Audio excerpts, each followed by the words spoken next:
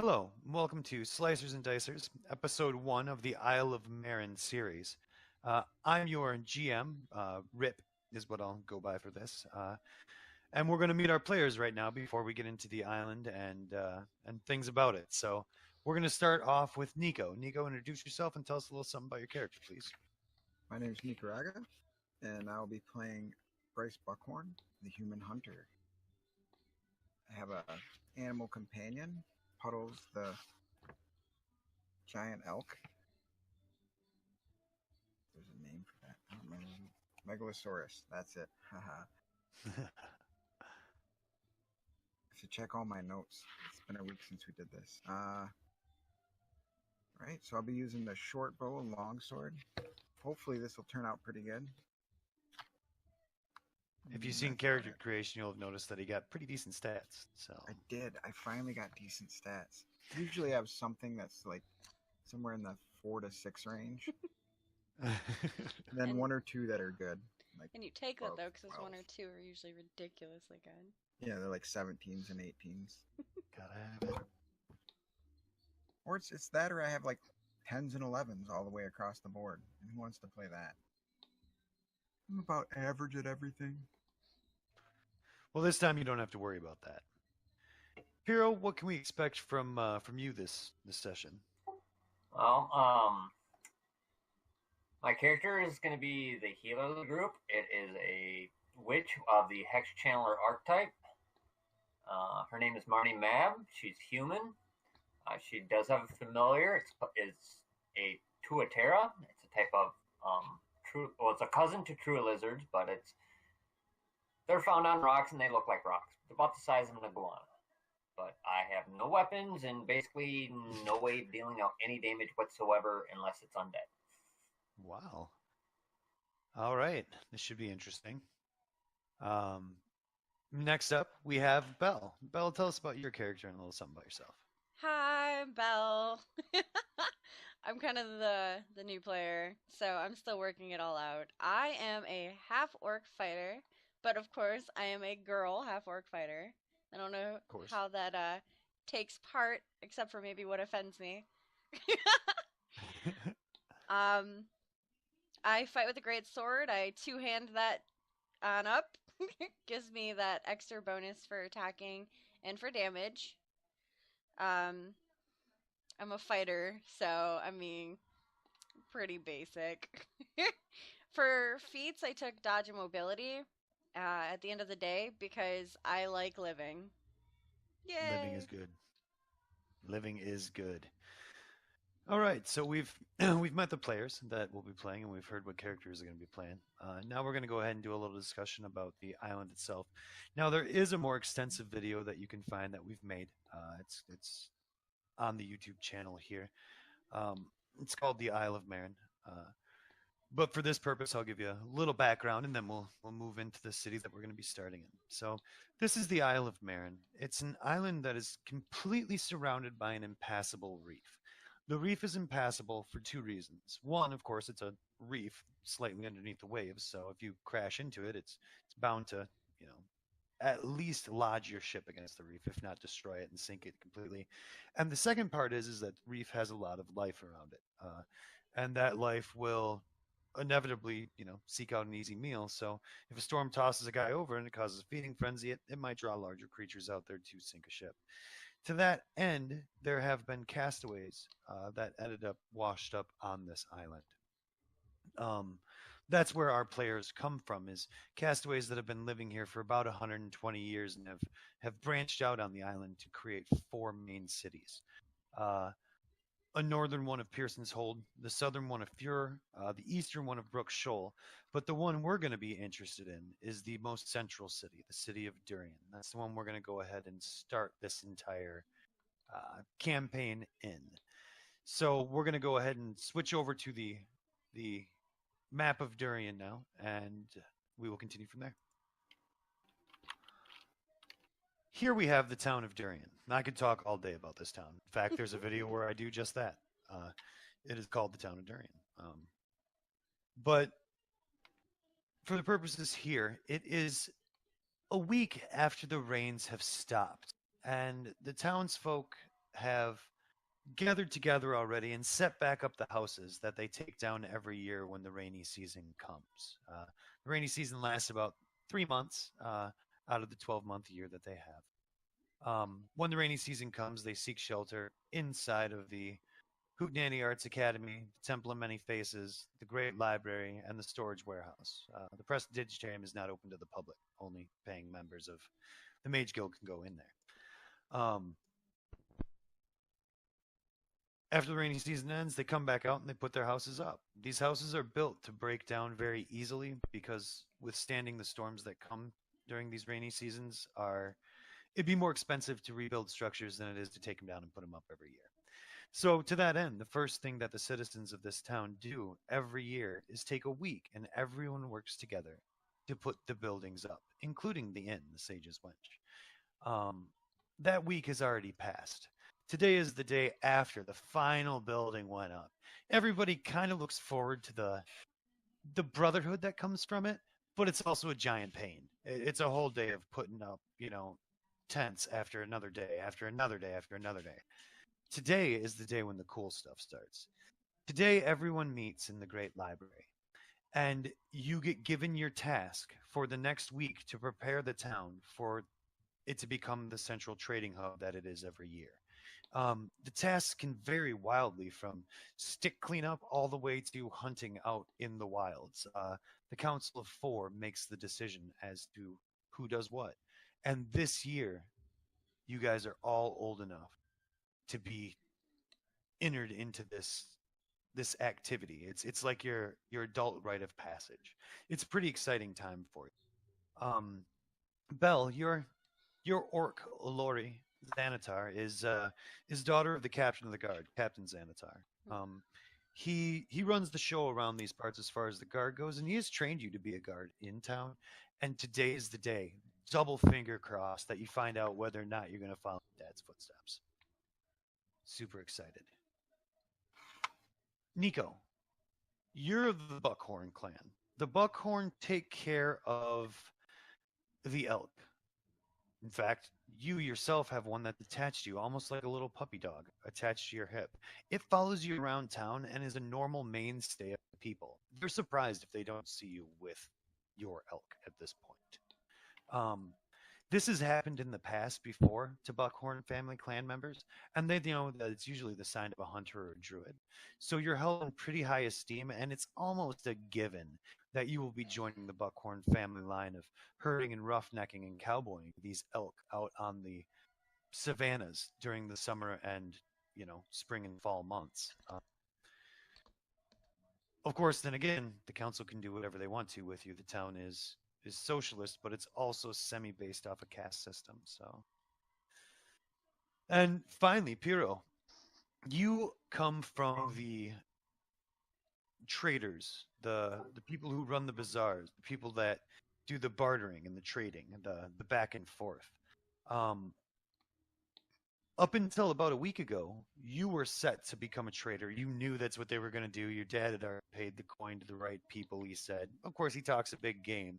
You don't know if there's actually any corruption. But a week ago, a small rock lizard came to you, and all of a sudden you started to manifest these strange powers. And when you did, your family, not being a bunch of dunces, immediately took you to the Prestidigitarium. Over the last week, they have been giving you the once-over, and finally determining that you are a witch that is gaining your powers based off of your familiar giving to you. They don't know why the familiar chose you. Sometimes familiars will divulge that to their owner, but they do know that the familiar did choose you. When your familiar showed up, it had in its possession, we'll say tied with a silk ribbon that said "Happy Birthday, Piro" on it.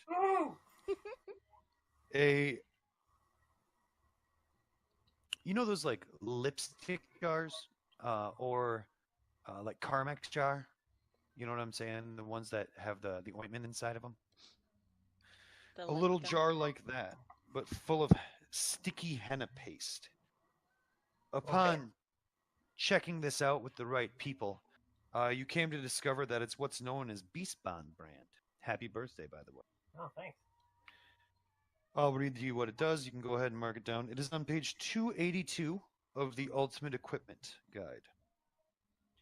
The sticky henna paste is used to stamp a rust-colored handprint onto the body of a familiar or animal companion, and a hoof, claw, or paw print from that creature onto its master.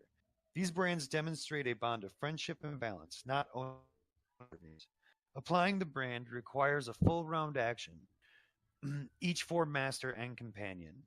The brand enhances the share spell's ability of druids, wizards, and other classes with animal companions or familiars, allowing these characters to cast spells with a range of personal or touch on the marked companion at a range of 30 feet, provided the character has line of effect to the creature. Each spell cast at range in this way drains 1 charge from the Beastbond brand for each spell level of the spell cast. So if it's level 3, it's 3 charges, so on and so forth. A newly applied Beastbond brand has 10 charges. When all charges are consumed, the brand vanishes. For the purposes of teleportation spells and effects, the master may treat a marked companion as an object or a creature, whichever is more favorable. Weight restrictions still. You can only have 1 creature marked in this way at any one time. The brand lasts until all charges are expended or the master marks another companion in this way. So it's reusable. It doesn't have a certain number of overall charges. Oh, okay. It's just you use it, and it has 10 charges on the animal. A charge per spell level is used up, and it's up to 30 feet away for the personal thing when you get the Beastbond. Thought it was fitting for you. And it's not super expensive, so it doesn't destroy the balance of play. Not bad. I like it. Happy birthday, as I said. Thank you. Appreciate that. So, upon you manifesting those powers, they took you to the Prestidigitarium, and they just revealed to you that, yes, indeed, you are showing the signs of a witch, and they are very interested in the fact that you seem to also be capable of healing. This is not usually something that the arcane can do, so it's got their interest piqued.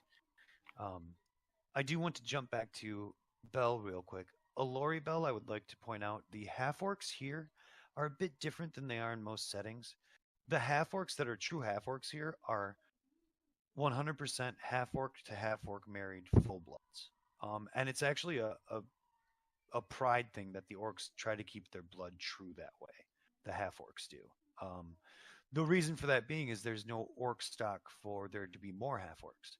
So if the half-orcs and humans bred, you'd breed all the orc out, and you would no longer be the half-orc race. Very, very thought-out procedure as to the way that almost all half-orcs on the island see it. Your father has taught you this since you were a kid. So, in other words, I'm supposed to hook up with an orc? Most orc or half-orcs do if they want to make sure that the species continues to exist. I'm just pointing out a nuance about your half-orcs that you should know. If my doggone mom wasn't so darn pretty, my poor pa wouldn't have been enticed. Never can tell. So to that end, all of you are finding out today what the town intends to do with you. And when you wake up this morning, your number one priority is to get to the library and in line and find out what your job's going to be. And we'll start there, unless you got any questions for background. No? All right. We will start there. Morning sun comes, and it's a beautiful day. It's a spring morning, so it's not too hot, not too cold. It's just right.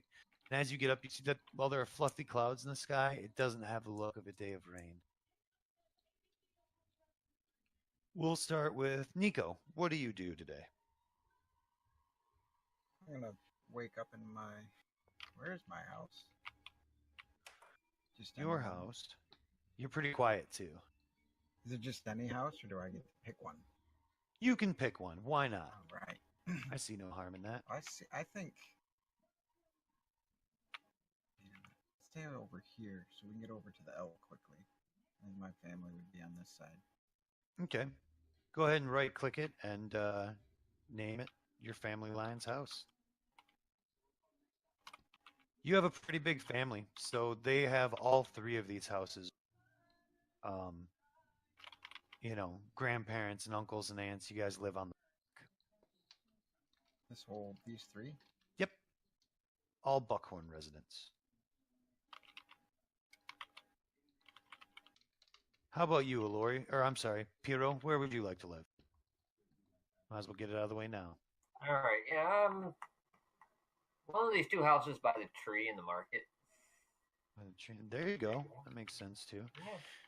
You come from a very elite family, because they are barters and traders. Now, I would like to point out that everyone's paid the same no matter what their job is here. The only way to make more money than anyone else is if you have things that you can consignment in town. But otherwise, if you work here, you're paid the same amount as anyone else. So your family only holds what they do in elite status because they're barters and traders, and they bring a larger percentage into the town. So they talk a big game that way. To that end, your family's not very big. Like you said, the two houses would cover your entire family. Okay. And for you, Alori, it's you and Dad and Mom. You're an only child. Another half-orc tradition. Put all your resource into one child. Well, since Pa's in the guard, I'm assuming we would have a house by the doors. Sure. Makes sense either to me. side, either by the... Well, we'd probably be by the inn, actually, because that's probably where it gets most rowdy. Yeah. Dad's sleeping tonight. Here's a fight break out for some out-of-towners. You know he's in there taking care of business. Mm-hmm. Has been since you were a baby. Your dad's also known as a good man around town. He's not known as being corrupt or, Heck no. that. So. All right, back to Nico. Anyway, what do you do with the day now that we have the houses sorted? All right. Well, when I get up, the first thing I always want to do is go and check on the elk, especially Puddles. He's the best. Move out here. Sure he's in here. As you approach, you see that, as usual, Puddles is waiting here by the edge of the lean-to, excited and prancing as he sees you. He bolts hard and fast over towards the gate and sits there prancing and looking at you and prancing and shaking his little tiny nubbed head. This is the first year he's gotten in any horns. I want to run down there with him. Not quite as fast as him, but fast as I can. You see this large elk behind him look at him with a annoyed look on the elk's face, if you can have that. If an elk could look annoyed. He does. Frisky children. And I wanna go in here and feed him whatever special treats I have for maybe an apple or a fruit. It'd be the durian fruit. Durian fruit. I hope he likes them. Feed him a fresh durian. He's used to them. He loves them. Munches it down and attaches straight to your hip as he does every day. He will travel with you all around town. He does frequently.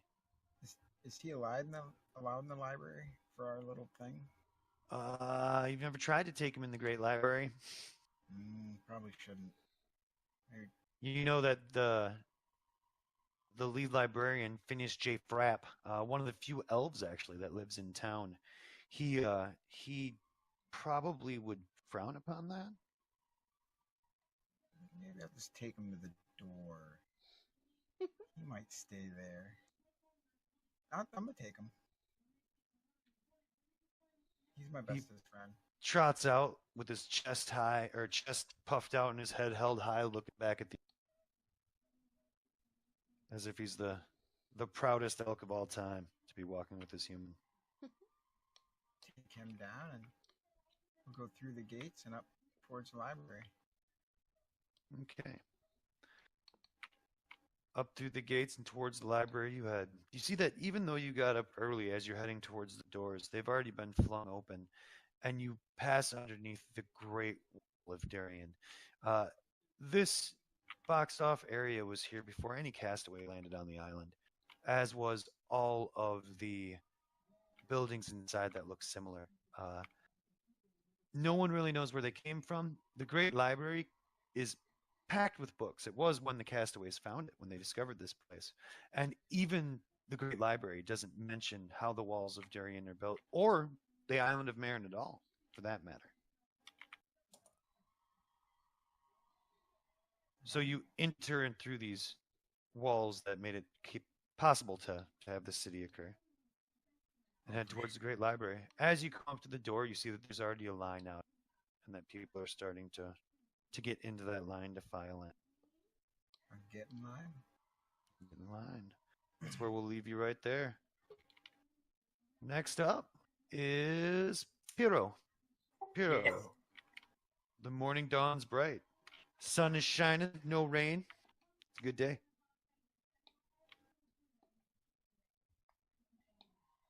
What do you do with it? Well, you said my parents took me to the school, so I probably enrolled, right? No, you are not enrolled in the school. They had you assessed. Like I said, Okay. the school's interested. You probably could enroll in it. Oh. But the assessment came back that, yes, you are casting arcane magic, and it's from this form. Oh, okay.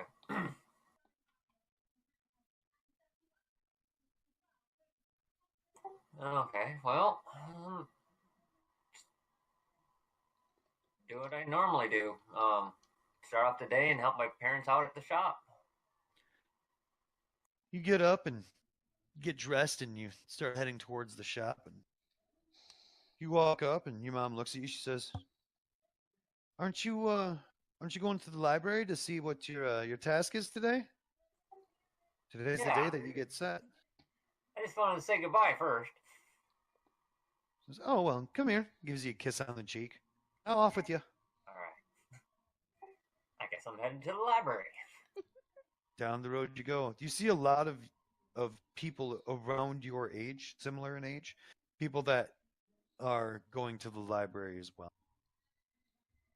As you head up, you see one of your friends already in line, Bryce Buckhorn, one of the sons of the Roughnecks.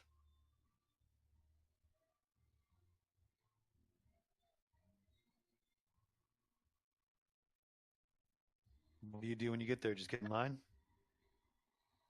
Yeah, I'll get in line right behind him. Sorry, I was trying to get my figurine correct. No, you're good. So you get in line behind him. Bryce, you see your buddy. I mean, everybody knows each other. I say it is the main trade city, but it's not huge in population. There's probably like 300 people that live here. So it's fairly small. Everybody knows everybody. You see Marne Mab, young lady from the held in esteem trader family. Yeah, I'm going to let her cut in front of me. I noticed she's got her lizard with her, like always. If the lizard goes in, I'm going to try to take in Puddles. Nicely All done. right. I'm sure Yeah, she's head ready on. to go. I'll, Smooth. thanks. Appreciate it, Bryce. I owe you one. Oh, yeah, no problem. He says slyly. Yeah, no problem, really. All right. Alori. Her day wakes bright and early as Dad wakes her up for her exciting day. I freak out. Mom's got a hearty breakfast already getting put together. So, I talked to Pa. Do you have any insight? Am I in? Do I really have to go to that stinking library with all them dusty paper holders? He says, now, you got to know the laws. The dusty paper holders tell you the law. You can't just learn that on the job. Why not? Well, you make mistakes, and that Can't doesn't you look just good on the teach family. them to me? I can't go around the council, but I can tell you that I did have a conversation, a good long one, with Jonas Hootenanny. Yeah? And he tells me you're a shoo-in, you know. Heck yeah. So I A still legacy, nepotism, if you will. So I have to still go to the nerd warehouse, huh? Yep. Damn it. That's my girl, he says as he tussles your hair. Now eat your breakfast. Stay good and strong. I gotta be off to work. As he straps his great axe to his back. Take And mercy steps out on him, the door. Pa. Oh, they Just- won't get out of line today. Beautiful day out. He walks off towards the guard post. I look to Ma. Ma, I'm so happy I have your hair. She laughs. Me too, hon. Me too. I scarf down my breakfast because it's delicious as always. All 12 eggs, 5 pancakes, 6 strips of bacon, and a steak. So Mom has morning chit chat about that cute orc boy around the block that, she's been noticing lately that he's around your age and he's a good looking boy, and and keeping that orc family line going, that's important to your father. It always has been. Yeah, Just but her normal chatter at breakfast. Ma, the guard comes first. Oh, I know, and I'm sure the boy would be fine with that. He knows who your father is. I mean, I see his mother all the time over the bazaar. He's probably scared of Pa, like all the other boys that try to come around here. Well, if he can't keep sharpening his axe every time a boy comes around. He's not gonna have much axe left. Your father's harmless. He's as harmless as one of those dire there. I gotta go. I'm gonna be late. Harmless. All right, you have a great day, sweetie. Love you. Kiss on the Bye. I take off, start running to the library. Out the side of the building you run. I mean, they're open air, so... Yeah. You take off and head towards the library. As you get there, you see that the nerds beat you there. There's a line of them. In fact, there's one of the not the nerdiest kids. I mean, he's actually kind of cool for being a full human. Bryce Buckhorn. He's last in line there, holding the line. In front of him is one of those prissy bazaar girls. Can't remember her name. That family over there, the bazaar children. Mm-hmm. Gotta keep them in line. Pa said. Hey, Bryce. Hey. You're I'm gonna go have my haircut too. Because I'm that kid that even though I'm the last one in line, I act like I'm saving a spot for all my friends. Yeah. No, I'm just holding the spot real quick. Yeah, just holding the spot. There you go. Thanks, Bryce. Puddles looks extremely good today. Are those new little nubs they got going on there? He's getting them. Yeah, you get some, Puddles. Go you. You see that Puddles has found some kind of maybe insect or small rodent in the grass that he's playing with. Not aggressively, just little bouncing actions around it. Getting that energy out. Don't tell Pa I said it, but that's pretty daggone cute. He forgets I'm a girl sometimes. Slowly, the line moves up the stairs and into the library. People begin to chatter in the line, and as you get to the front door, who's first? Piro. That would be me. As you get to the front door, Piro, with your lizard in hand on your shoulder, where? Yeah, he's on my shoulder. Have you named him? Yeah, his name's Abby. It's short for ankle biter. He likes to bite people that are not me. All right. So you've got He's Abby very on your protective. shoulder. Abby's a small creature? He is tiny. Tiny. Okay. All right. As you approach the doors, you see a town guard standing there. He's a human. Whoa. No lizards in the library unless expressly given permission by Phineas Frapp himself. You have to leave that outside, young lady. Well, who's Phineas Frapp? The head librarian. Well, let me go ask him real quick. Leave the lizard out here and you can go ask him whatever you want if you wait in line for like everyone else. All right, hold on 1 second.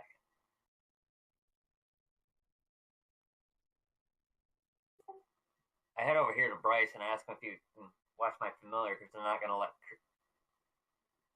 animals in. Sure. All right, and then I'll come out and I'll watch your reindeer.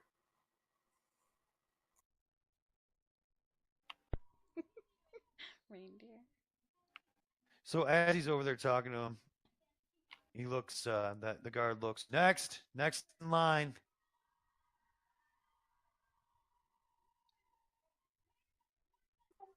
That'd be you. Not me anymore.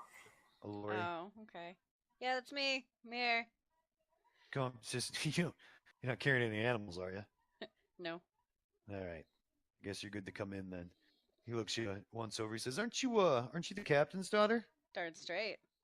Oh, you see, he kind of strains his posture a bit. And you have a great day, ma'am. Great to see you out and about today. Mm-hmm. Beautiful day out, isn't it? Absolutely.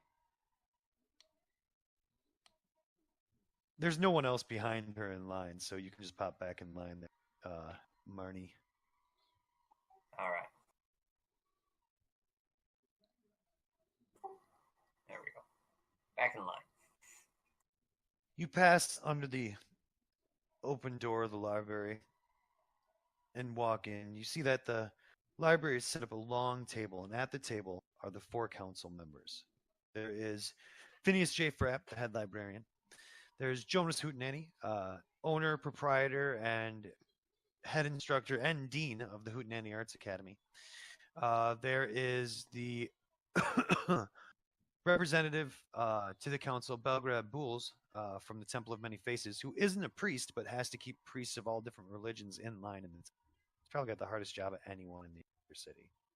And then Jonathan Bricebane from the Prestidigitarium also holds a seat. You see that as people come up, they start getting asked their names by guards and filed into lines. As you approach Alori, the guard says, "Name?" Alori. Alori. Full name.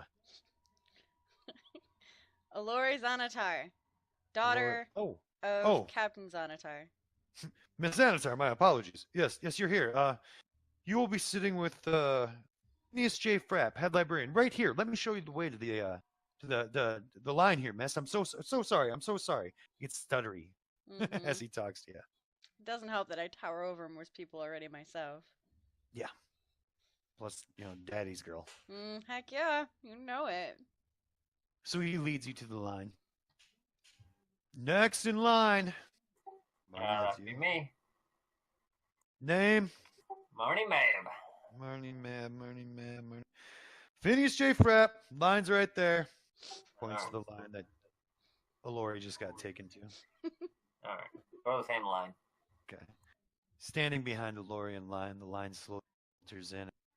You hear in the chatter of the line occasionally people, coming back looking very unhappy and gasps of, "I can't believe it." And then other people that, "Woohoo!" audibly as they get the position that they were hoping for.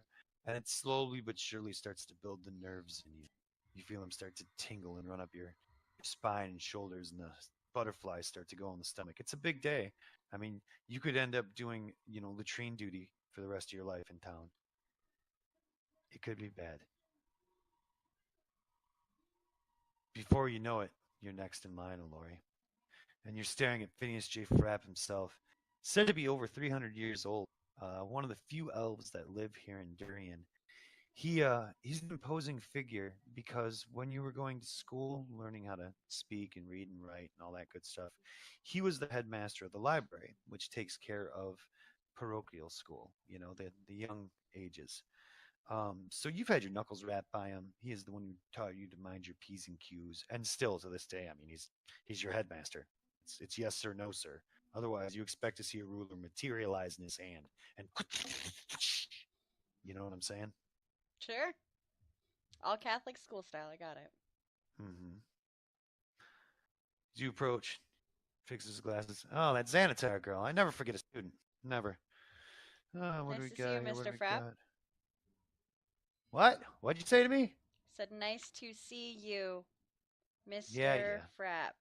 I'm sure it is, darling. How are those knuckles? Well, tough as ever. Well, that's what a good rapping will do to him occasionally. You grow up fine, see? You grow up fine.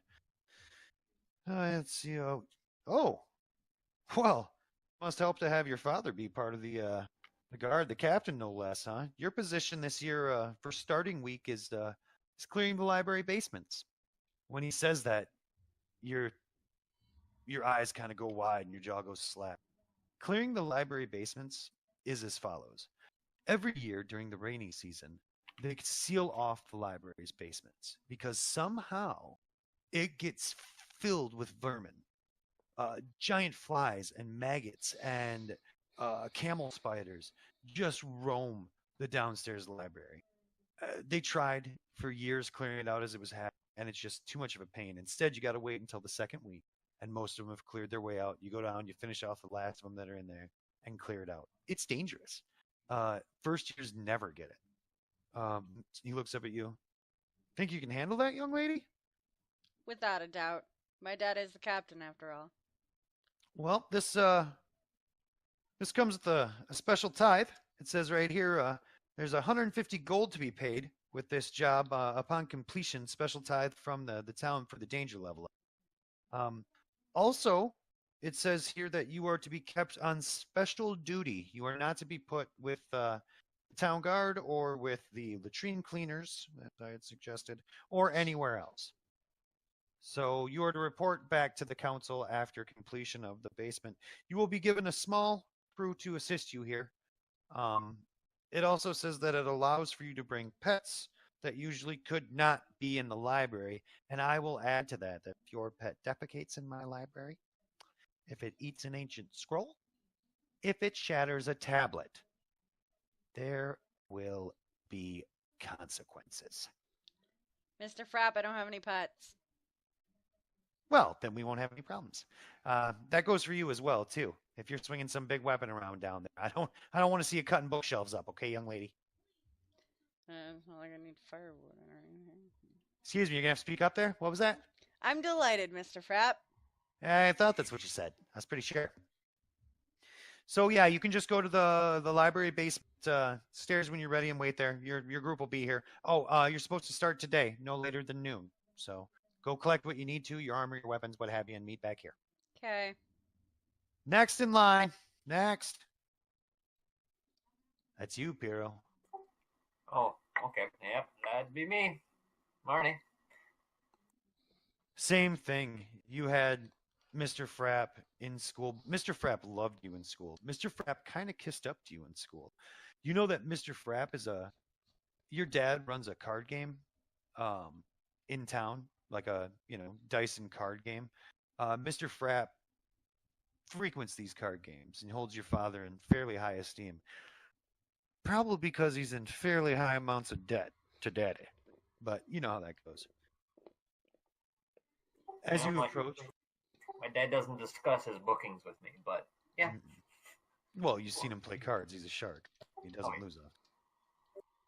So, next,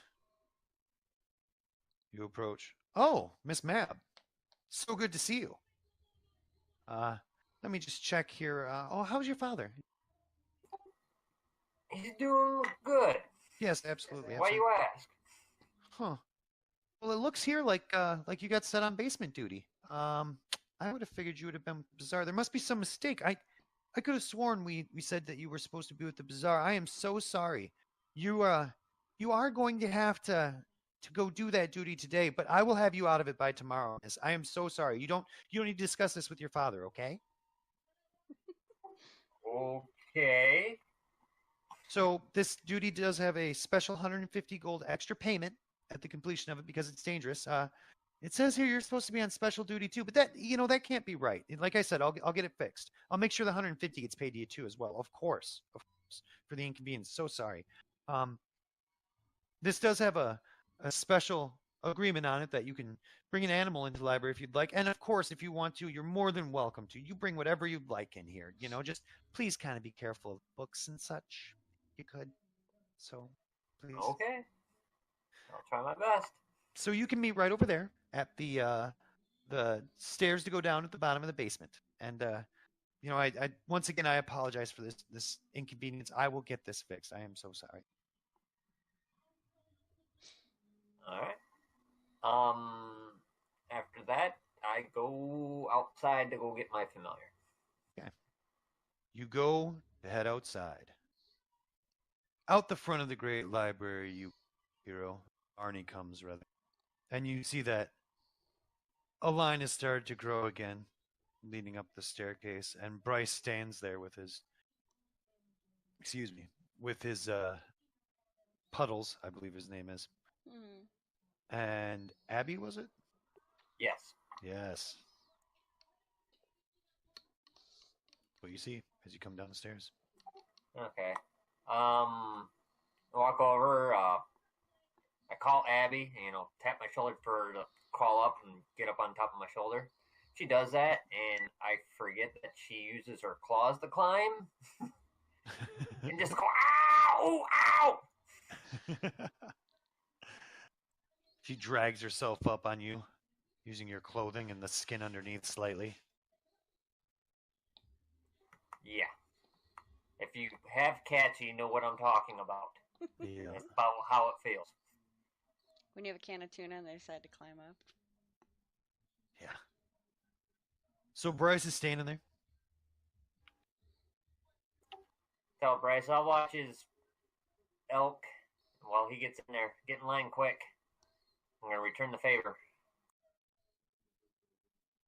I'll try to get him to stay. I guess I'm going to have to push him because I don't have stay as a command. Okay.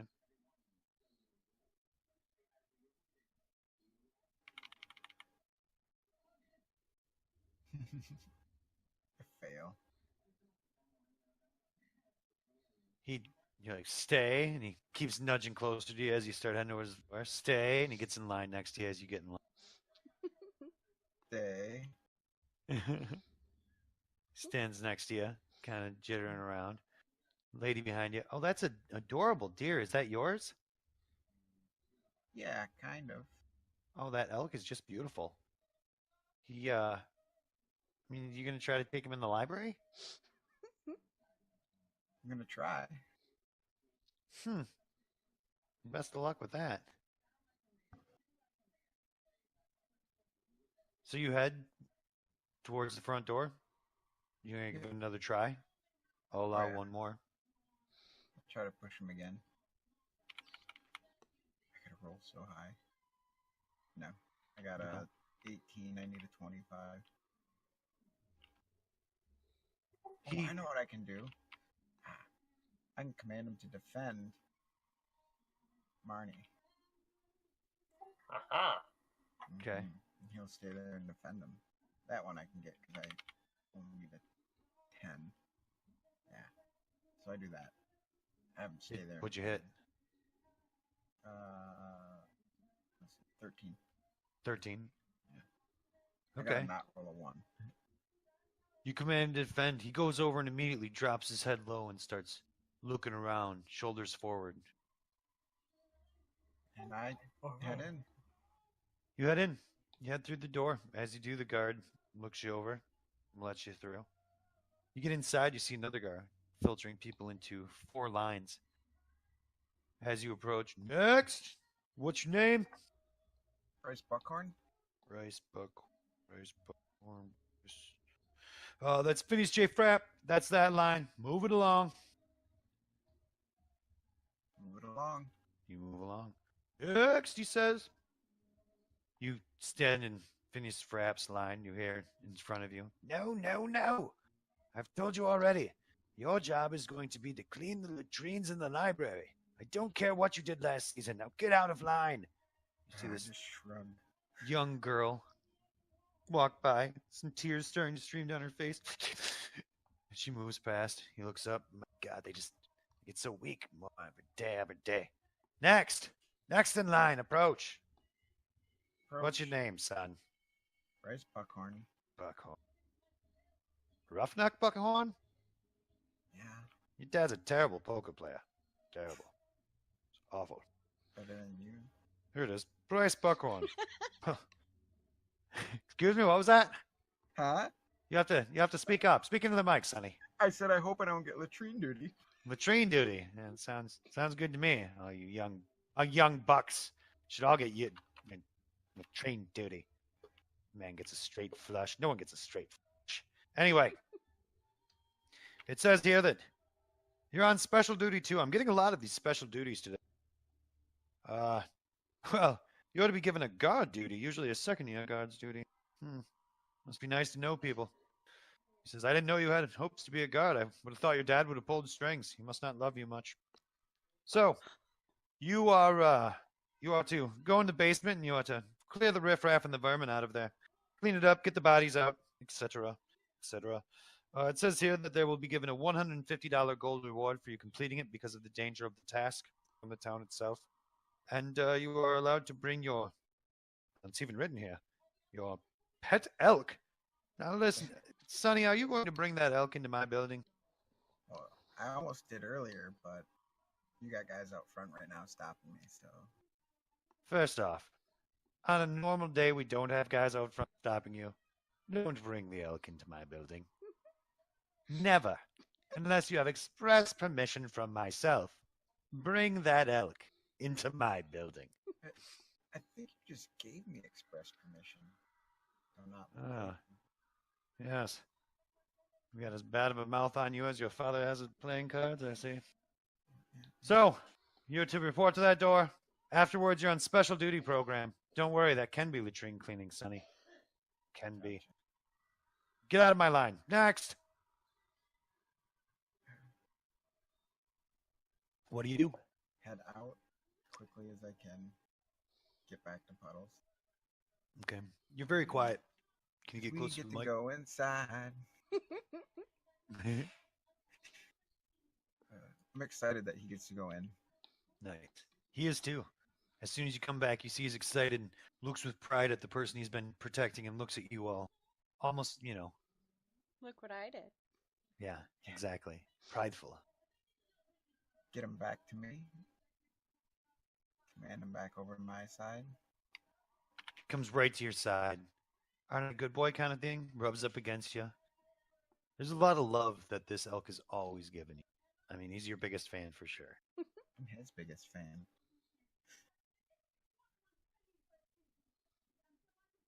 So I'm going to head immediately to go get my stuff because I know cleaning out the basement's not an easy chore. No. You know it's going to require fighting.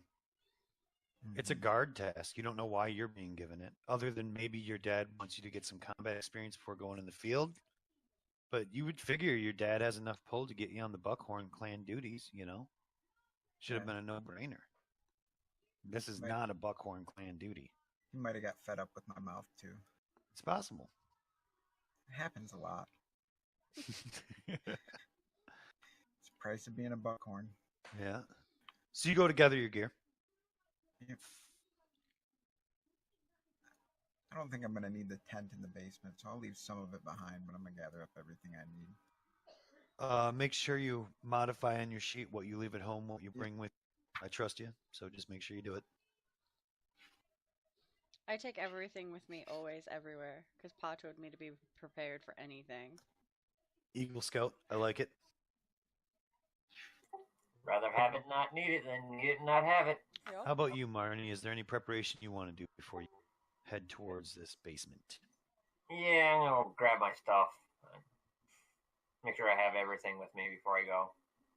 Okay. Do I run into Like either I of my said- parents when I head home or no? They're busy at work, setting up a bazaar for trade. They don't even need to go check with What their time of neighbors. day They is were- Right now, by the time you're done there, you got there, it was probably like 7 a.m. first light. It's now right around, I don't know, mid-morning, 10:30. Okay.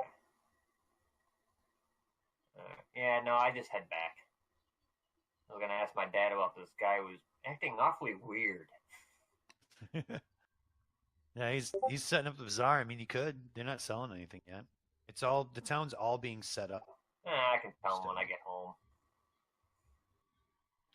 Okay. So you head to your house and grab your gear. Everyone does. Anyone want to do anything more specific than coming back to the library? I'm still there because I take everything with me everywhere. I'm just kicking my feet around. Just waiting. Mm-hmm. All right. So Bryce and Marnie make it to their homes and gather their supplies as they see fit to, and head back to the library. The town's a bustle with people working, clearing up debris, setting up the tents, thatching the guard station, rethatching houses, fixing breaks in the wall from the high winds and the heavy rains that come to hurricane seasons. As you make your way back to the library the library has become more quiet. The lines have emptied out now, and the guards are breaking down the table setups and the chairs that the councilmen were at, and they've cleared out as well. You see that the few usual scholars have begun to read their books and sit at their tables. You watched all this breakdown happen, Belle. Mm-hmm.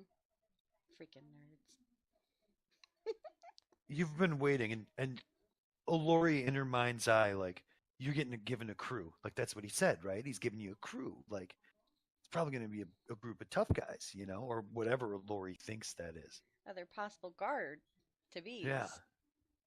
And instead, what you see come walking up first is that girl that's family's from the bazaar. You could never remember. Bazaar family girl. That bizarre girl. And Buckhorn. A Buckhorn. I mean, he should be out herding deer. He shouldn't be clearing basements. These aren't guards. What in the heck? Am I gonna have to protect these nerds to this entire basement? Are they supposed to be cleaning up after me after I take out all the vermin? What are you planning on doing? What am I cleaning up after? You got some good hearing.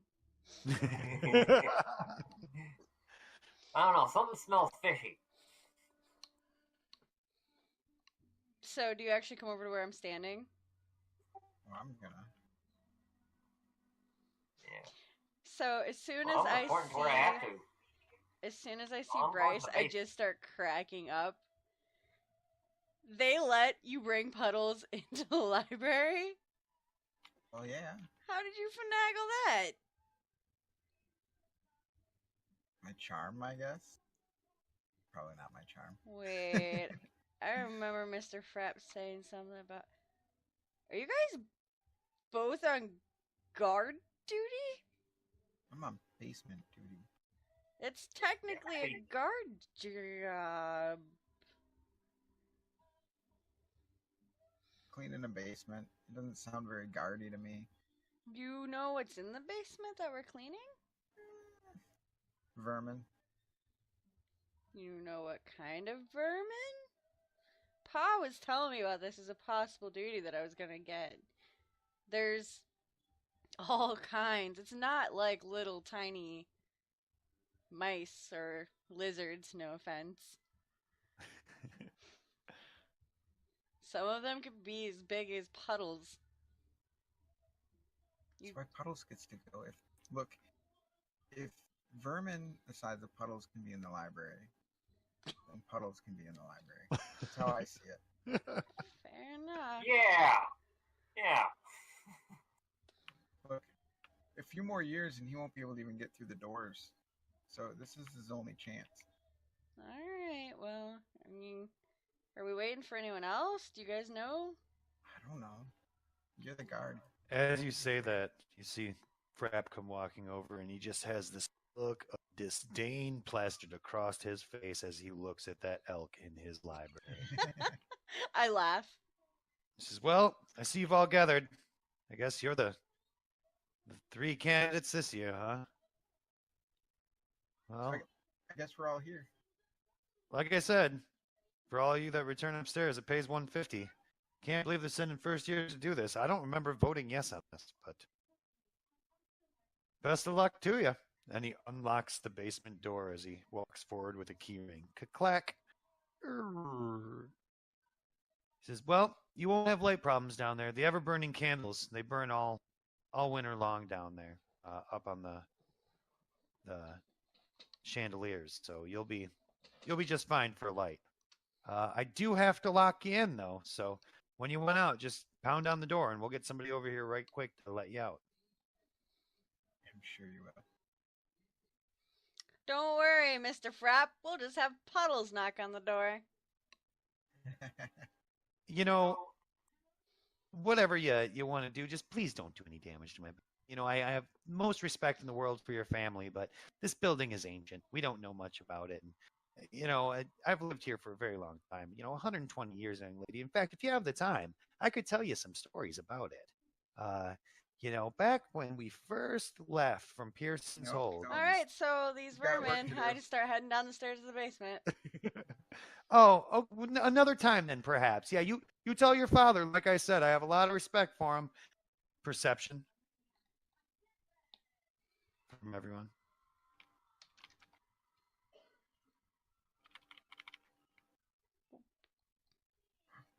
Actually, not good.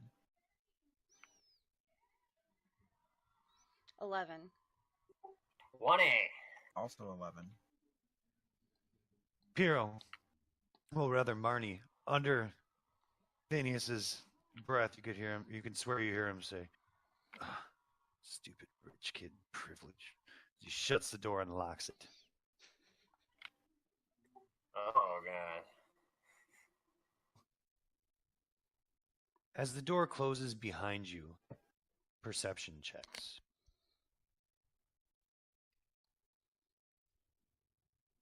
We'll take them from everyone. 20 again? 21. Reversed the last You guys time. are perceptive.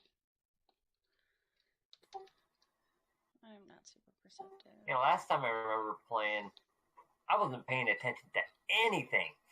Mm-hmm. Oh, that's me. I got a 4. Ouch. Yeah. The old 4.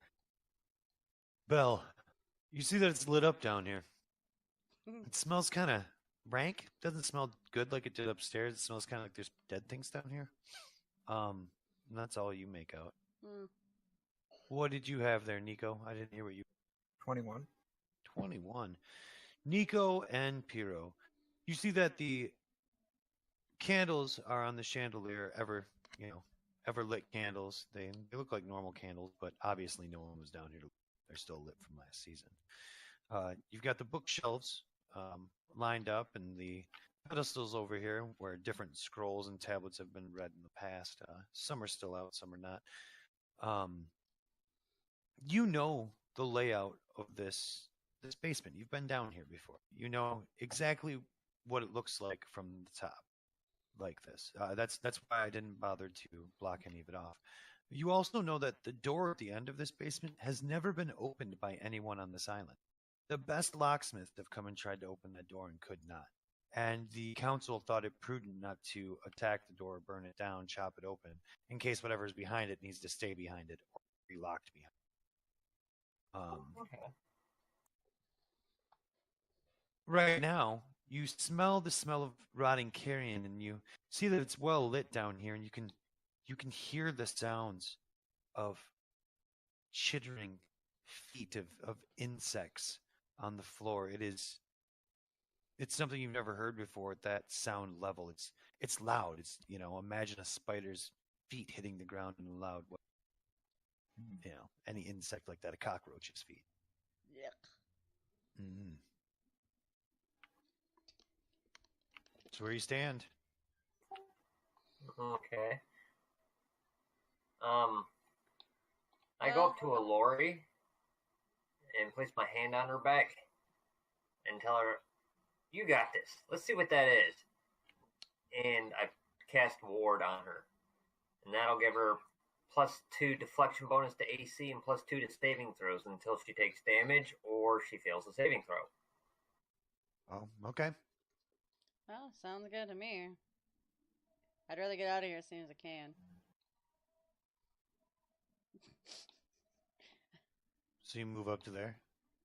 I'll move up to the edge of the wall. Stop right there. Mm-hmm. Perception again.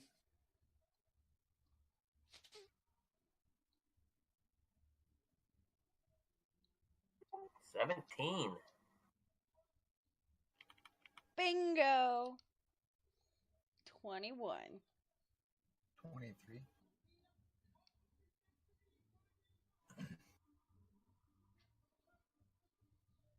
Give me a moment to set up. Mm-hmm. On top of the shelves to your left, anyone who rolled a 10 or better, you see 2 large flies sitting on top of it. I mean, by large, I mean they're medium-sized creatures. You see on the ground here a dead spider. Looks like probably long dead. And around that dead spider, you see swarms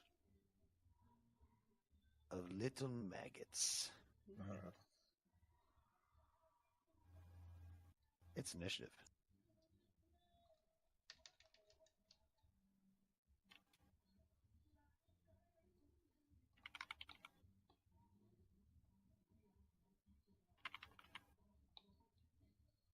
And now I roll low. 7. Marnie. 12 for Alori.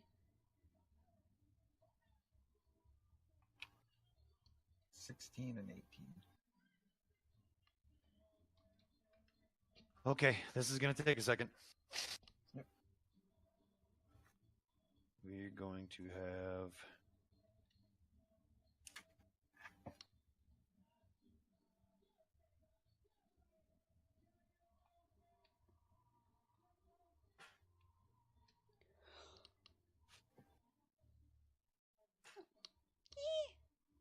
It's a Ouija. Mm-hmm. Chubby Ouija. Got a kitty guest appearance going on. Mm-hmm. Mm-hmm. There's a reason why I closed my door. In the background, I see a Sid walking. You can see it 'cause it's a giant white cat. He's towards Piro's door. Right. Yeah.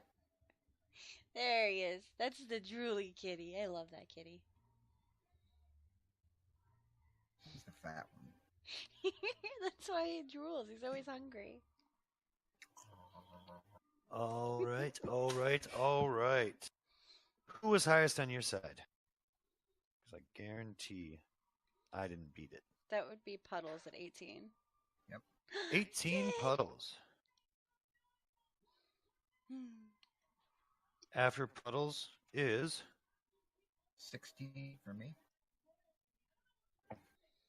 Nico. Actually, it's not Nico. It's Bryce. Mm-hmm. Bryce goes at 16. Next. Me at 12. I beat you with a 14 with, call him Maggot1. Would you mind labeling Maggot1 out there? Sure. For this case, he will be M1. Then it will be Fly1, if somebody would label him Fly1 for me. Got ya. And then we will have an... And you were at a 12 there, Alori. What did you have, Piro? Oh, Marnie got a big old 7. 7, okay. So it'll go M2, M3.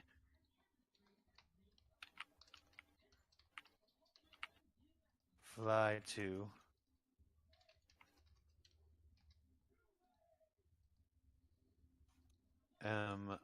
M4. Piro. Oh, I'm sorry, Marnie. What about your familiar? I can roll that. Hold on a second. Yeah, we're gonna need that. And M5 until we know where Abby is. I think it's a 6. 6. So that's gonna be right after Marnie. How you spelling that? A-B-B-E-Y? A-B-B-E-I? What? EY. Okay.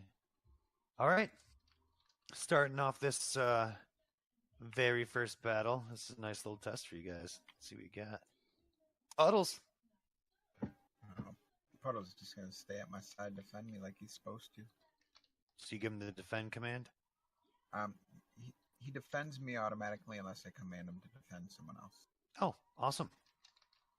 Yep, sticks by your side defending. Can't get him in that circle for some reason.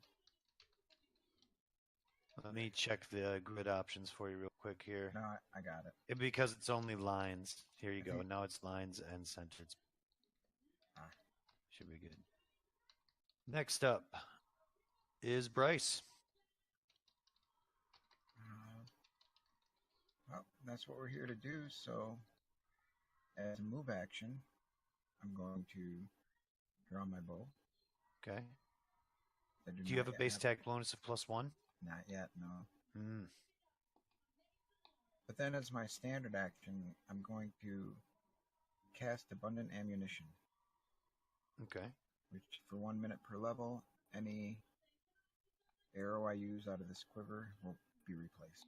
So for the next 10 rounds, I'll go ahead and keep a round counter so that Okay. it's easy for you to be able to keep track of when you use that. So go ahead and say you used it on round 1.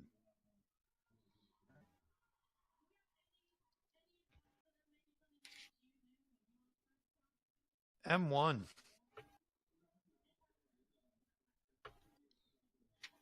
I gave Give them me fun just little descriptions. a moment. Gross. You see that M1 looks tired of eating dead spider all day. Wants fresher meat. Slime, slime. Leaving a trail of ooze behind it, it slimes forward slowly.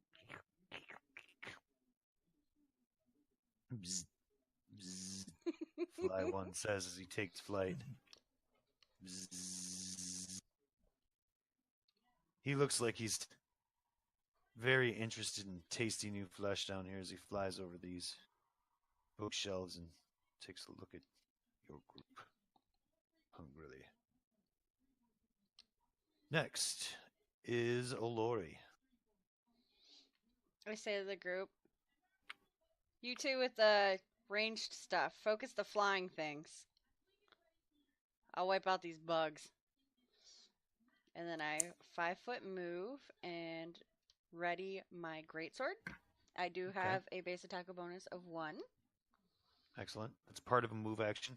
The 5-foot move is no action, so you actually still have a move action that you could use. Nope. Okay. Weapon out in the face of this slimy little maggot. Mm-hmm. And I am going to swing my greatsword at it. Okay. And now Just wants to eat your protein. only. So with my greatsword, I have a base attack bonus of 1, and then I have a strength modifier of 2, giving me a +3 total to my attack roll. Mm-hmm. Well, that probably didn't help. 10. 10 is a hit. Heck yeah! It's So, a maggot. since I hit, I get 2d6 plus 1.5 bonus, strength bonus, because I'm wielding it two-handed, which will give me 2d6 plus 3. That's absolutely correct. So I need one of these doohickeys, and then I need a second one of these doohickeys. So let's just control copy and loop. All right. Pow.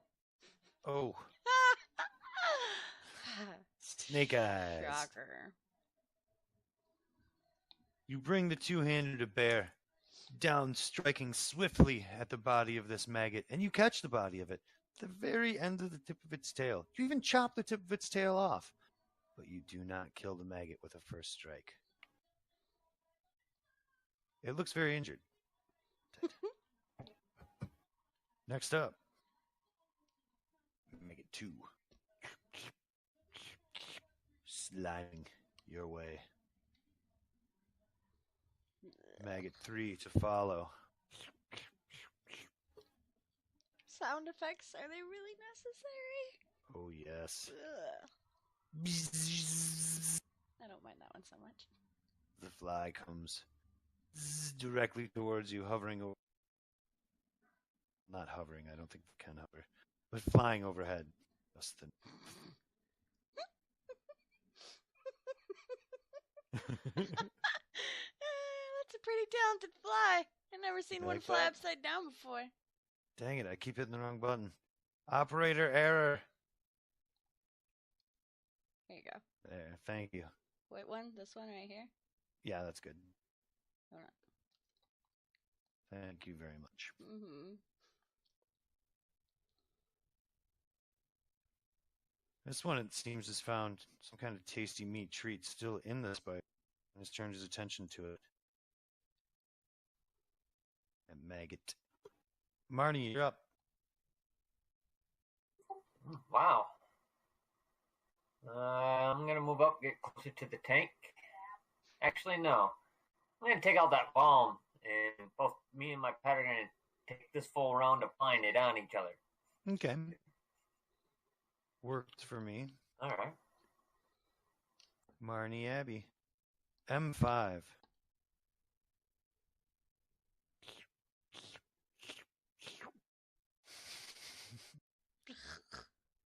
So gross. And that is the first ever round for these characters. Put it in the history books, folks. Round 2. Puddles is up. He does not like the idea of these maggots coming at the master. 5, 10, 15. He goes in. I have a question, Rip. Yeah.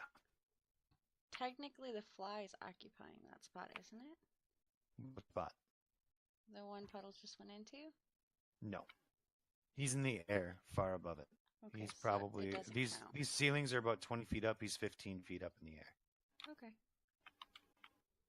You can occupy, because it's a 3-dimensional space, he can occupy the same technical square, but be 15 feet above him and still be fine. They're not Okay. impinging on each other. Sorry to interrupt. I was just curious. No, it was a good question. Puddles is up. It's a single attack as he closes in on Maggot 2. All right. Puddle's gonna try to gore him with the antlers. Little nubs. Nubs. Pretty vicious nubs, though. Yeah. 18. 18 is a hit.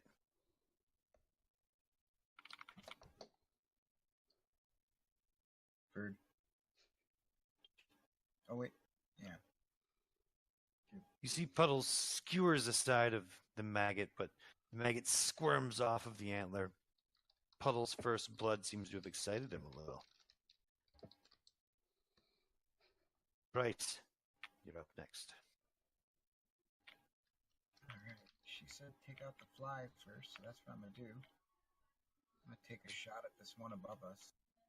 Okay, they are neither in combat nor in line of sight issues, so you got a clean shot. Probably within 30 feet, because he's only 15 away and 15 up. Yeah, that'd put him within 30. Alright. That's an extra +1. So 15. 15 is a hit. Arrow strikes true. For 1. All right. Our He dice are just grazes his hot. side and opens him up, a little fluid spilling out. Not quite blood. I'm not sure what fly fluid looks like. Anyone know? Don't Gutsy. wanna know. It's a good question, but I'm not looking it up right now. Okay. Alori. No, I'm sorry. That was just Bryce. M1 takes his attack on you, Alori, after you tried to cut him in half. He just wanted to taste you, just to be your friend. Should have been all good. Ooh! What is this? 19? Is that a hit? Miss. Did I break it? Miss, huh? Mm-hmm. That's a nice starting AC. What's your starting AC there? 19.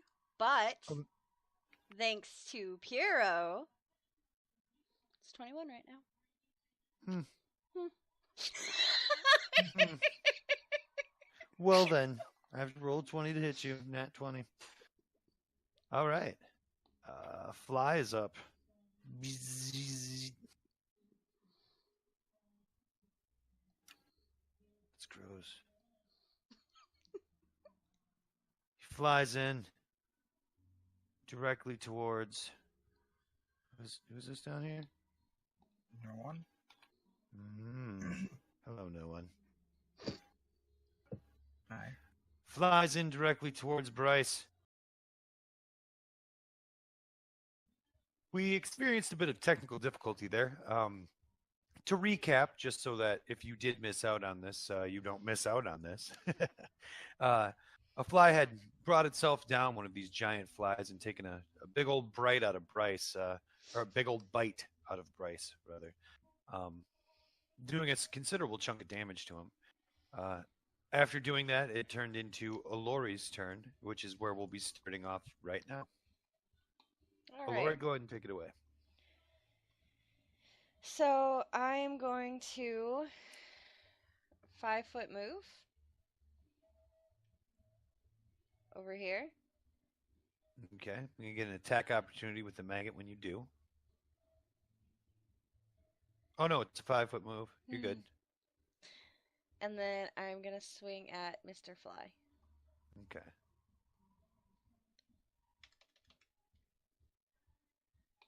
That's not good. That's Not great, no.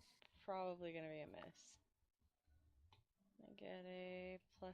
So yeah, it's going to be 7. You swing your mighty two-handed sword at this fly, buzzing down to bite your friend, and you whiff horribly. You miss its translucent wings and its big old body. You don't even catch one of its legs, unfortunately. Oop, tried. But that's the way the cookie crumbles. Maggot number 2. Taking a bite at Puddles. Miss. Maggot number 3. Closing on Puddles. Going for a bite. Gnashing their teeth, looking for that tender flesh. Ooh, that's going to be a 19 to hit. I think that's a hit. Yes, it is. For 2 points of damage. Okay.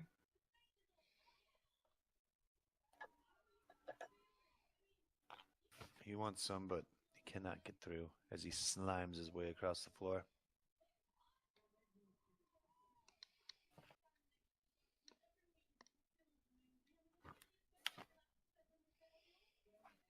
Buzzes down. Hard to control. Use flyers. Takes a bite at Marnie. Or not Marnie, I'm sorry. Takes a bite at Alori.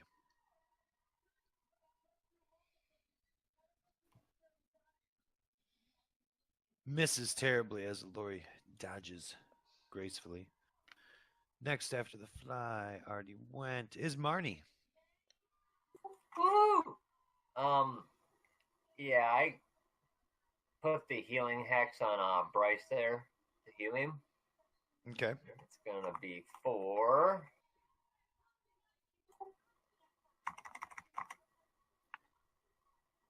8 total. Oh, nice. Nice heal.